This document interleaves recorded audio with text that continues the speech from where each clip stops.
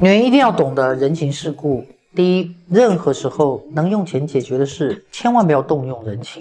第二，学会拒绝是社交中的一门必修课。不好意思拒绝别人的人，总会让自己陷入很多进退两难的境地。学会拒绝不合理的要求，你的生活会轻松一半。第三，如果你不懂得察言观色，可以多看一些心理学的知识，肯定能够帮助你识人辨识。比如说，人在撒谎的时候会下意识地出现一些小动作，人想要离开，不想和你交谈的时候，脚尖会无意识地朝向离开的门口等等。第四，不要帮别人做决定，关系好你可以提意见，但仅供参考，不然他后悔了或出现问题了，肯定会埋怨你。第五，人际关系的本质就是价值互换，你能给别人带来的价值越大，对方越会想尽办法维护和你的关系。第六，关系再好，去别人家做客也要带点小礼物。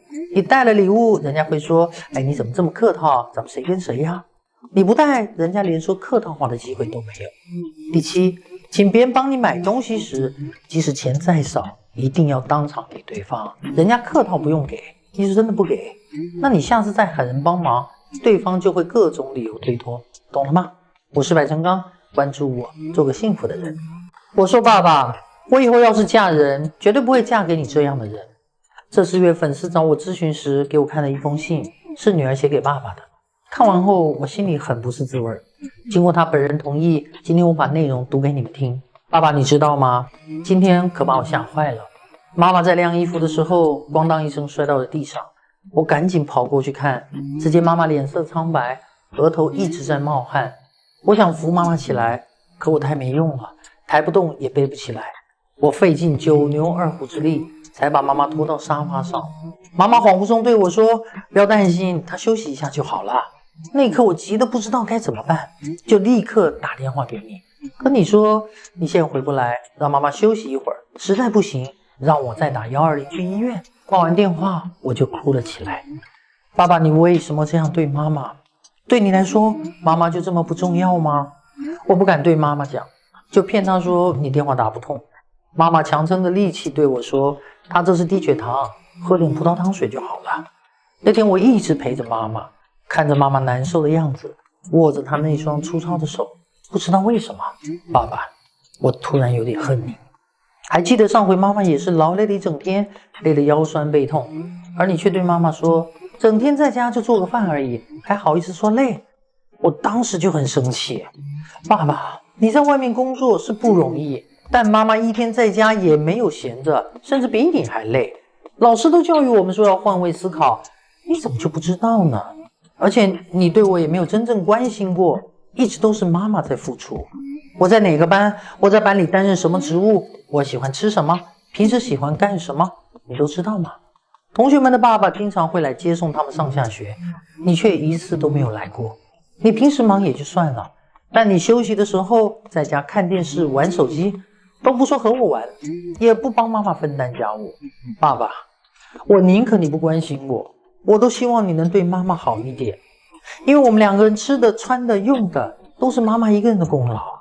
洗衣服做饭打扫卫生，接我上下学，给我批改作业，带我出去玩，照顾爷爷奶奶，家里所有的一切1年4季全都是妈妈一个人在做。爸爸，你怎么就看不到妈妈的付出呢？你一边躺在沙发上玩手机，一边使唤我妈干这干那，你的累是体现在钱上，而妈妈的累是体现在我们俩身上。这个家如果没有妈妈，你根本就不能安心的工作，我也不能专心致志的读书。没有妈妈的付出，就没有我们现在的生活。说真的，如果这一切换来的是妈妈的白头发，我宁可不要。爸爸，我今年12岁了，从我记事起就没有见过妈妈收到过什么礼物，更没有见到过你对妈说过一次温情的话。之前我有看过妈妈的相册，妈妈曾经是那么漂亮，那么阳光，可嫁给你之后，有了我以后，怎么就变成了一个保姆？爸爸，以后我要嫁人，绝对不会嫁给你这样的人。妈妈太累了，我不管你以后怎么做，我会尽全力保护我的妈妈。说了这么多，你可能觉得我不该对你这样说，但这都是我的真心话。连一个孩子都能明白的道理，大人却不懂。希望天下所有的爸爸在听完这封信之后，都能够反思一下，好好的善待妻子，多陪陪孩子吧。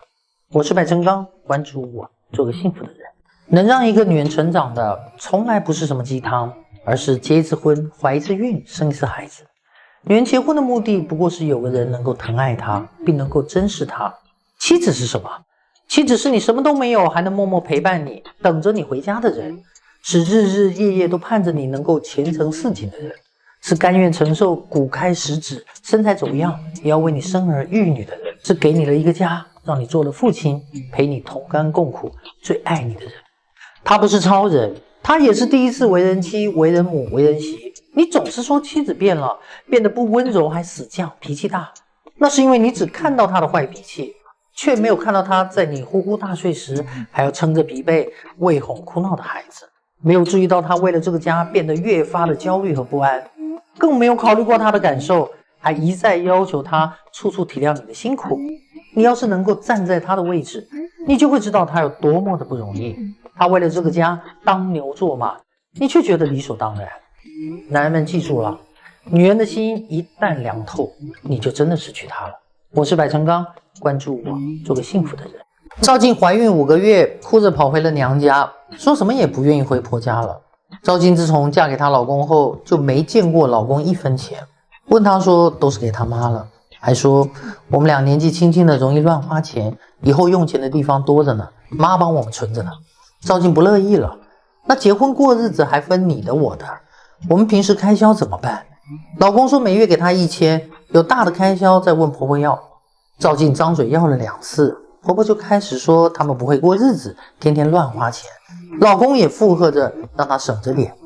不久，赵静怀孕了，由于孕期反应比较大，就也不去上班了，在家安心养着。结果婆婆说她在家好吃懒做，什么都不干，就知道刷手机买东西。婆婆看不惯，就去赵静老公那告状。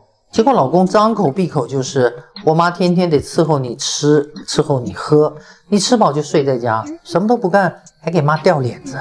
我妈不也是你妈吗？怎么不知道孝顺呢？气得赵静收拾东西回娘家了。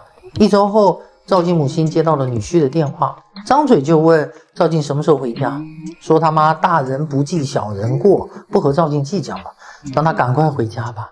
丈母娘听了直接说，我女儿不会回去了，你张嘴闭嘴就是你妈，我养这么大的女儿不是嫁过去伺候你们受你们气的，你妈那么好，我看你们这个婚姻也没必要继续下去了。你们认为这位丈母娘做得对吗？我是白成刚，关注我，做个幸福的人。等我女儿长大了，我教她爱情的第一课就是让她记住，真正好的感情给得起真心，谈得起钱，不然全是扯淡。我绝对不能把她养成一个只默默付出不敢谈钱的傻姑娘。我要让她明白，金钱虽不能衡量一切，但一定可以过滤骗子。不谈钱的感情更像是一场不负责任的自嗨。我也让她深信，没有付出的爱情只是一纸空谈。这就好比说，爸爸爱你，但爸爸不给你钱花，你接受吗？所以嘴上说的再好，不如干一件实事。最后，我一定要告诉我女儿一句话，爸妈爱你宠你这么多年，为的是让你不在任何一个男人面前委曲求全。所以女儿，请好好爱你自己。我是白成刚，关注我，做个幸福的人。为什么有些男人喜欢沾花惹草？明明他在外面找那个女人，无论是从身材、相貌还是学识上都不如我，他为什么还要找呢？你以为男人在外面找女人是因为他特别，或者因为那个女人特别懂他呀？我告诉你，不一定。因为有的男人他从不挑食，说难听点就像狗，你就是整天喂他肉，一见到屎他还是会去闻去舔。外面的女人再差劲，只要他没玩过的他都觉得好，只要是个女的会喘气的他都喜欢，因为没有得到的他都想去试试。所以有些男人才会眼瞎，看上丝毫不如原配的女人。我是白成刚，关注我，做个幸福的人。